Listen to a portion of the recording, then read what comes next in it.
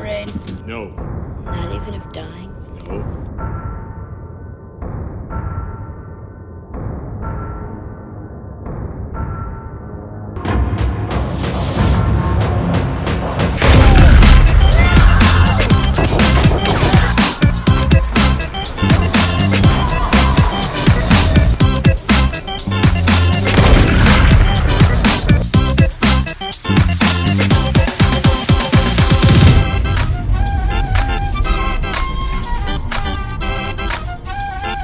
Edward Furlong as John Connor is also in the movie, so we can all look forward to that. This is a direct sequel to Terminator 2. This continues the story of John and Sarah Connor. Eddie Furlong is back as John. Fuck you! At Comic-Con, James Cameron said Eddie Furlong was going to be back. Yeah, I wish he hadn't said that, but he did. Jim walks his own road. Was Linda concerned about killing John? Oddly enough, not Jim, not a single writer, not anybody, but perhaps Eddie Furlong. They smoked my ass. Yeah, that's what they did, right? That was the role. That one kind of bums me out, because I'd love to do like a whole one and make a shit ton of money. Is there any other cool projects you have coming up that you'd like to let people know about? You know what, dude? I'm just kind of, I got a couple of things in the burner right now. And it's pretty traumatic, and I think it really slaps the audience in the face. People may not agree with that. What the fuck is wrong with you? Why?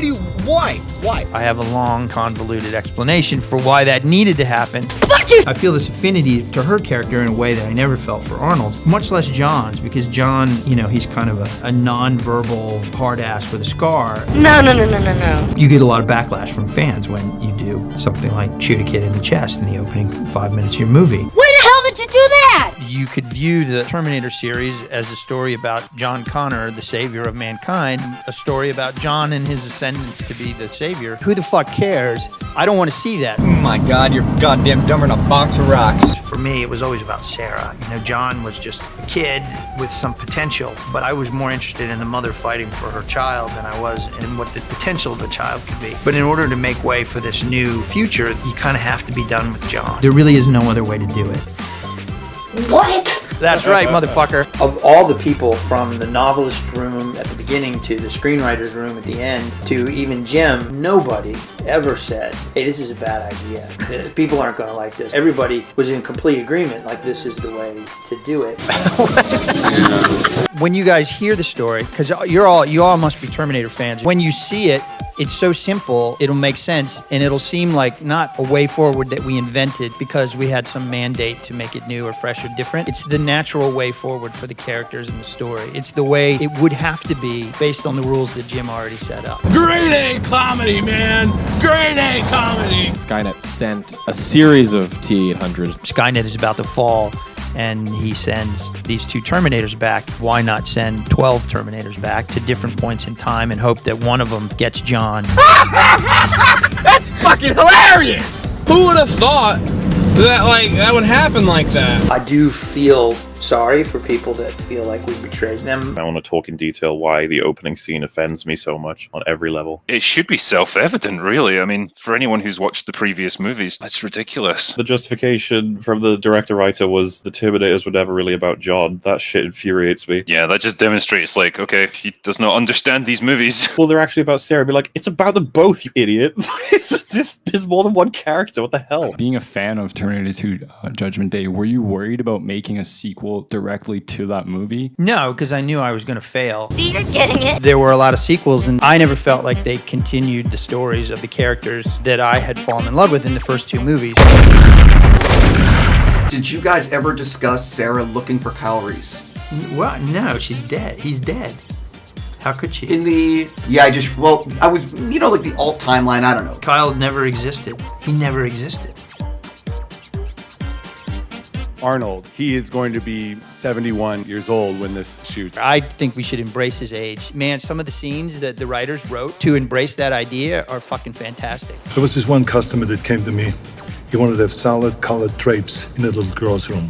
I said, don't do it. You need butterflies, polka dots, balloons. Fucking fantastic. I feel like there was so much more to be done with these characters. So you're Carl. She hasn't noticed that you weigh 400 pounds. Our relationship is not physical. I can't believe I agreed to do this shit. What do we do with the T-800? How do we create a brand new character for him. I think we've come up with something pretty good. She appreciated that they could change diapers efficiently and without any complaints. A very good listener, and I'm extremely funny.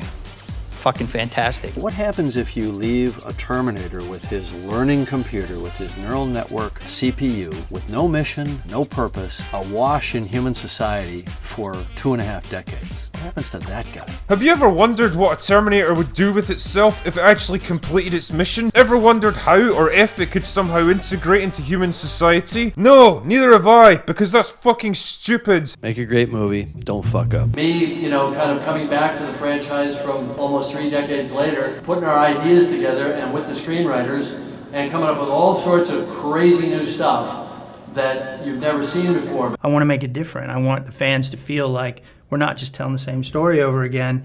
We're trying to bring something new to the mythology. That is a machine that was sent here to kill you. I'm here to protect you. My mission is to protect you. You are the future. That's why Legion wants you dead. She's John. They run outside and they steal this pickup truck. Terminator has stolen a truck.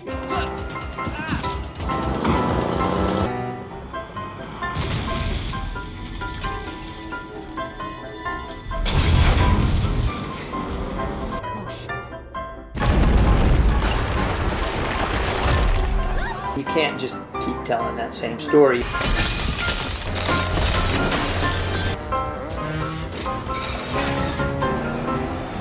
There needs to be a reason to be different here.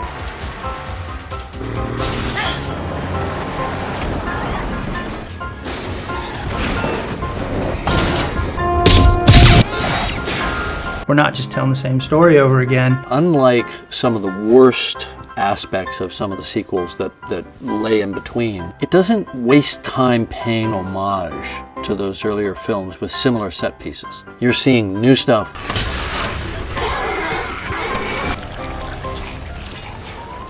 Never seen one like you before. Almost human. I am human, just enhanced.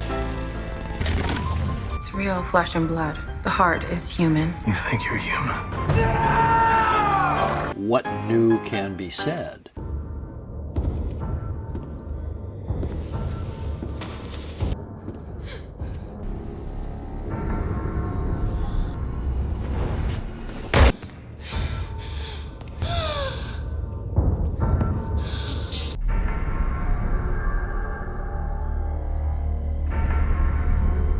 We're trying to bring something new to the mythology. Come with me if you want to live. Come with me or you're dead in the next 30 seconds. There is no fate but what we make for ourselves. There is no fate but what we make for ourselves. I'll be back. I'll be back. We're not wasting time paying homage to the early movie. We're doing new stuff.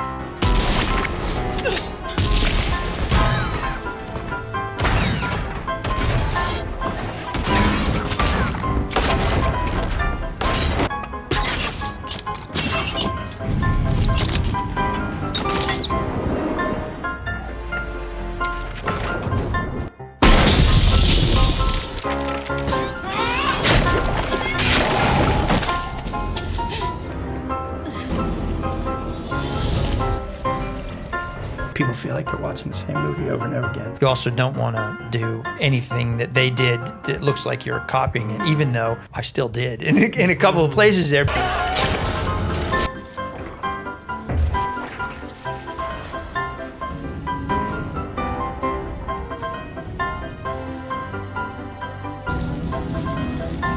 For John.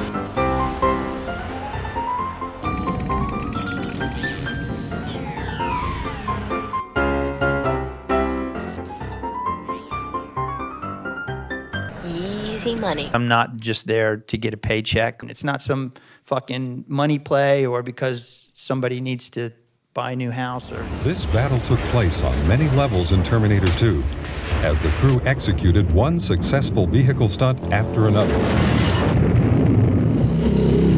These are digital sparks that are coming up here. This is a digital car, and this is a digital truck. The truck was rolled onto its side and dragged by a team of tractors. These characters inside here are actually CG. Winston's crew designed and created several duplicates of Linda Hamilton. This car is not really there, and this door is not really there. The guardrail is not actually there. The little things like that, who's going to know? I know. Vast miniature cityscapes were built in tremendous detail. This is done as a separate piece on the back lot. We're actually shooting this on a blue screen stage. We made the models and the whole environment. Giant trucks moving around at high speed. I'll do it digitally. The wheels here are CG. In this particular movie, we had to duplicate every principal actor animatronically. All of this out here is all digital. All the blood is digital anyway. Their crowning achievement, however, was blowing up a 4-story office building.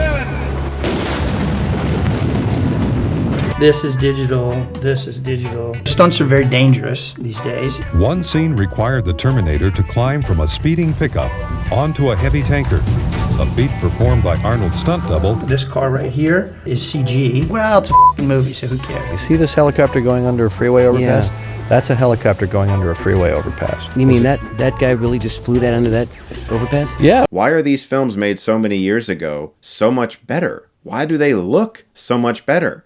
Because they're really fucking happening. They did a very small screening for family and friends. So you did get to very see small, it? I did. And what do you think? Was it worth all of it? It's okay. It's okay. That'd be great for the poster. Linda Hamilton says, it's okay. There was some disappointment. If you get another call from Jim Cameron asking... He probably won't be calling me after that. I think people want to immerse in a reality that they can believe. You don't want to be sitting in the audience and go, oh, well, that would never happen, or that. It pulls you out of the movie.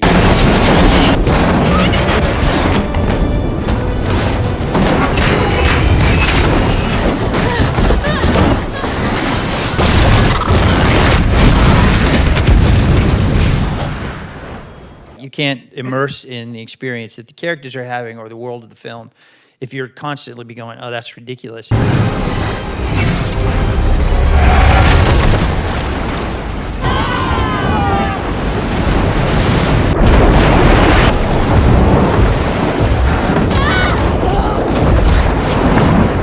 She's hamburger. She's dead. All right, movie over. Try to find the lights. I think it's when you break the rules, you just make stuff up and pull it out of your ass in Act 3. My power source. Get it close and it'll fry his neural net. We're starting a search for an 18-something young woman to essentially be the new centerpiece of these stories. A lot of this is about handing off the baton to a new generation of characters. So our young victim in this film is Natalia Reyes. She plays Danny Ramos. And I think we brought to life a character who's really, really interesting and compelling.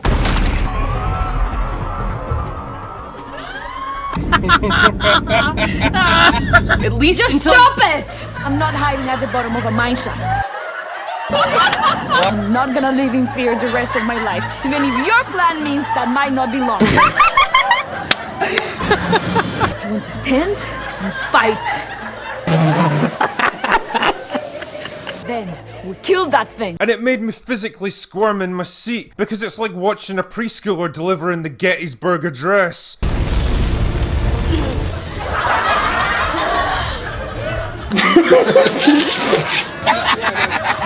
I just want to do my best.